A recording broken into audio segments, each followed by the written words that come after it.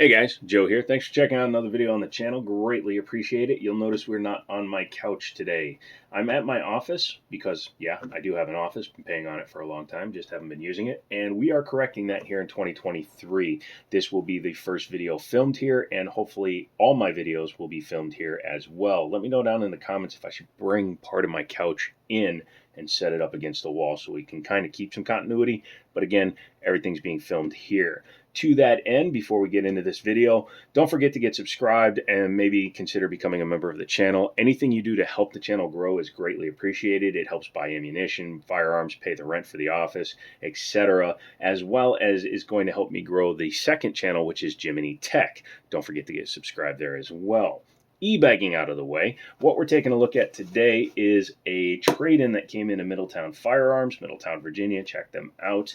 And it's something that I kind of wanted for me because, well, it came in, it looked really good, and I said, sure, why not? That is the Ruger SR 1911 chambered in 9mm. This is the lightweight version, which means it has an alloy frame on it, and it's very handsome in a very plain kind of way. I really can't explain why I like this gun so much, other than the fact that it looks good in a weird sort of way. Chambered in 9mm, this is the commander size, which means it has the 4.25-inch barrel, giving it an overall length of 7.75 inches, has a full-size grip module or grip frame, and that allows it to take full-size 1911 mags. So if you got it in 45 ACP, you'd get 8+1. If you buy it in the 9mm, the standard capacity is 9+1. However, if you get Chip McCormick mags or Wilson Combat mags, you can increase that capacity to 10+1, making it the same capacity and almost the same overall size as a Glock 48. I think a Glock 48 is actually a little bit wider than even the 1911 made by Ruger. So that's pretty cool. I like a 1911. They fit nice in my hand. I like the grip angle. They shoot really well. And they do have quite a lot to offer in 2023, even though a lot of people say old hammer-fired guns are dead. Not true, especially when we get to the trigger. This one is stainless finished, has a coating on it, so it's a little metallic and reflective. Same thing with the alloy frame. You can see the coloring is different because this is a little bit more matted. That is probably because of the anodizing process versus whatever they did to give that finish. Very nicely done. Has original style rear serrations. I like that in a gun. I don't like everything just having the straight up and downs. They put some nice kind of chevron serrations on it that are very easy to grab. I do wish they had put some kind of serrations on the front. Even on the 5-inch it doesn't have them, but matching serrations up here would have been nice, although you can press check it pretty easily. Without them, I still would have liked to see them. You will see that Ruger did something a little bit different by giving it a witness hole or a loaded chamber window that you can look down and see if there's a round in it. It is a flared and lowered ejection port, which I like to see on 1911s, aids in functionality. This one, I believe, has had a few modifications done to it, and we'll talk about those as we get to them, but it does have a enclosed but adjustable trigger, which I do like because I do want to do a little bit of play with that. Has the Commander style skeletonized hammer on the back, and it has Novak style 3-dot sights that are not night sights, but they can be easily swapped out if you don't like the 3-dot picture. I personally don't. Keep in mind, though, when you are shopping for sights for 1911s, you have to pay attention to what the rear does, because the dovetail and the rear part of the slide will affect what you can put on there. I'm running into that problem with my Dan Wesson DWX. That's why I know. This one has ambidextrous safeties. However, the standard ones, as I found them, only have single-sided. So again, I think it's been modified. Plus, it's not really definitive with the click, so I don't think it's interfacing with the plunger like a real or original SR 1911 would. Has the extended beaver tail with the memory notch, which funny enough goes into an A1 humped rear main spring. That needs to go away. I don't care for that. I prefer to have my hand get fully on the back strap. That's just a personal preference, but that's one I like. You can see they did a little bit of a cut underneath the trigger guard in front of the mag release there. You can see that it has the A1 style relief cuts for getting your finger more smoothly into the trigger guard. Trigger guard is your standard size. Has rubberized grips on it, probably made by Hogue, but they are embossed with the Ruger emblem. It says Ruger on this side. Ruger likes to put their name It's not offensive, but I don't like seeing that on my slides. And then over here you have your scroll, Ruger SR 1911, Prescott, Arizona, and the serial number. Otherwise, it's pretty standard 1911 fare.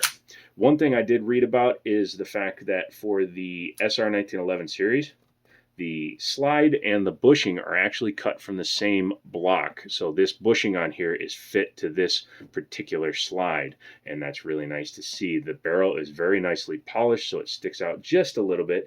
Like I said, this gun has just a few things that look a little bit different, and that makes it interesting.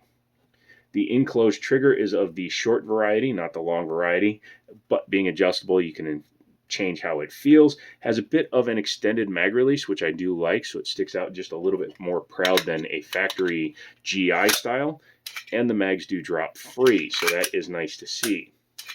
Has your standard pin back here for changing out the back strap, and that's super easy to change. I just need to order one. Probably going to go with the black one to match the rest of the gun.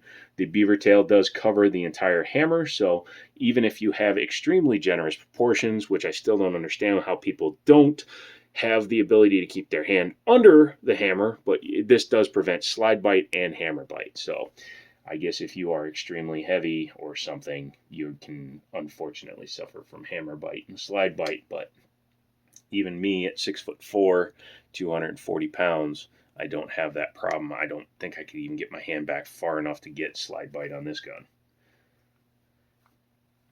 Pretty nice. Has the half-length guide rod. You can tell because the plunger is totally enclosed in the front. Yeah, not bad. What do you say we talk about the weight? 29 ounces. A little bit heavier than a Glock 19, but not by much. And since it holds the same as a Glock 48, very usable and very reasonable. Let's move on to the trigger. This is where 1911s shine, and this one is no exception. Has the short style trigger. It feels like the screw is adjusted all the way back already, but I'll double check it. So it has a very light pull. And maybe 4 pounds, 4.5 pounds. And now that I'm pulling that, I can tell you it actually has more movement than I care for. So that adjustment screw is probably out a little bit, and it will be going back. I like a very light, almost revolver style single action pull, and those feel really good when you fire them. Once you fire it and you reset the gun, you can see the reset is quick, it's audible, it's tactile, and then the next shot is just as easy. Very tight fit.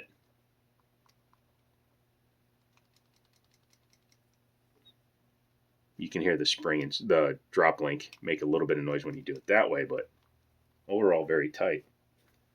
No front strap checkering, but that's very common on guns under $1,000 in the 1911 lineup. Don't know why we accept that. It should all be checkered for gosh darn sake, but this one is not. Is that it for the outside? I think so. What do you say we pop the top off? Okay. Well, in order to do that, pull the slide back, make sure there's no rounds in it. Yep, we're clear. Go ahead and drop the slide. I like to be safe, guys. I just like to be safe. I like to engage the safety because it will lock the slide in position. That way you can do this, put it down like that. Grab your plunger with your finger if it's a loose enough one. Sometimes you need the 1911 tool. I don't on this firearm. Then you can go ahead and take that off. I like to rotate the bushing back in preparation for the next move. Drop your safety, pull it back to your takedown. You will see the notch for it is extremely small. I mean, it's really easy to miss. Other 1911s, it's a much more proud hole, but not on this one. But once you get it there, go ahead and push your slide lock slide release through. Pull that out. Flip your gun upside down because it is a half-length guide rod. And then you can take your guide rod and recoil spring out, as well as your front bushing. Make sure your drop link is pointing that way. Unlock it and pull your barrel out. Very, very nice. You can see it's a bull-ish, or you can see bull-style barrel, not a bull-ish. This is all the way to the gun. This weighs more than this, which is fine. Has a Series 70 style internal. Series 70 internal, for those of you that don't know, does not have an additional firing pin safety or a block. Series 80, which Colt designed due to government requests, has a 4-part additional safety feature, I guess they were going to call it. I don't want to say security, but a safety feature that causes it to push up the firing pin block, which allows the firing pin to go home. This gun is not carrying that, so you get the lightest possible and best feeling trigger. 1911 trigger literally has a yoke that goes around the magazine, pull straight back, pushes on the spring, drops a sear, and makes gun go boom. So that's what you want to see. Ruger in this gun decided to give it a titanium firing pin and a heavier than normal spring in order to prevent accidental discharges or negligent discharges without needing a Series 80 style firing pin block. Another thing you'll see here is they went ahead on the aluminum frame gun and they went and opened up this channel. Some guns, like high-end steel guns, will have the rail going fully across. On the lightweight and the aluminums, my Kimber has the same cut. They actually cut that because that's actually a failure point in the gun on the aluminum frame guns. It takes a lot of rounds to do it, but it does happen. So the manufacturers of these guns have learned that if you just cut it, it prevents it from being able to bind up and then cause a jam. So even though there will be movement, it's already open. So what's going to happen? Taking a look at the barrel, very nicely finished. Not 100% sure on the round count on this guy, but as you can see, it's very clean inside. Overall, I'd say this gun is probably like a 7.5 out of 10 in terms of its condition as it came into the store. I did clean it a little bit, but not overly. But that's your Field Strip 1911, Nami. What do you say we put her back together? Go ahead and take your barrel, make sure that the drop link is pointing forward again, put it back in until it locks. Make sure the drop link then goes into the rearward position. It would be the downward position should this gun be facing the right way. I'm going to go ahead and put the barrel bushing in so that I can rotate it over. Otherwise, you got to snake it through the spring. This way is just simpler. And then you can go ahead and just line that up. You will see that the guide rod has a half moon cut on it that sits on the barrel itself. Then you take the gun, flip it over, and you can see that the link is visible. Take your frame, take your slide, start them together. Make sure that the half moon is in the right place. Come back. And I like to make sure that the holes line up before I go any further, because otherwise you run into trouble. I take the slide lock slide release, put it in place, run the slide back, and make sure the barrel is locked. This is technically a tilting barrel, but you can see how little deflection there is. So a lot of these guns can run suppressors without actually needing to have the extra piston on them, and this gun should be one of them. Go ahead and bring the slide back forward to your takedown position, which is that little notch there. Lift up. You don't want to put the idiot mark on your gun. I like to put it back down just before the detent. Push in, and there you go. Grab your plunger, making sure to put firm pressure over the top of it, because if it goes flying, you're going to be looking for it. Get your bushing underneath the front, or excuse me, get your plunger underneath the front of the bushing until it locks it back into position. At that time, go ahead and check for functionality. This is going to be my new carry gun for a little while. I like my Kimber, but 45 is a little bit heavier. Even the alloy frame one weighs about 10 ounces heavier than this one. It's loaded, so I'm going to give this one a little bit of time as a carry piece. Also with the 4.25-inch barrel, if I decide to, I can easily appendix carry it. And this holster is pretty nice too, so I'll be using that. But that is the Ruger SR 1911 chambered in 9mm. If you like this video, go ahead and give it a thumbs up, all that good stuff. I'm not going to go through it all again, but help support the channel, help grow the channel, and help protect the channel by also subscribing to the Jiminy Tech side, because should this channel go down, at least we'll have the other one as a backup. So that's it. I'm out of here. Going to be going back to work. Come down to the store and say hi. I'll be happy to show you some stuff. Middletown Firearms, Middletown, Virginia. And as always, I'll talk to you later.